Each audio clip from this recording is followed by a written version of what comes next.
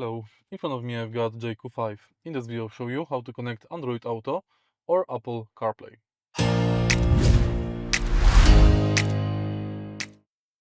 In the beginning, while connecting your smartphone with the car via Bluetooth, you will get prompt if you want to connect Android Auto or Apple CarPlay.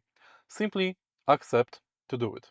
If you reject it, you can repair the smartphone via Bluetooth or you can go to Settings. In the settings, go to Device Manager. Select Apple CarPlay or Android Auto and select Add Device or Link. Now, on your smartphone, confirm and it's done. If you find this video helpful, please leave like, comment and subscribe.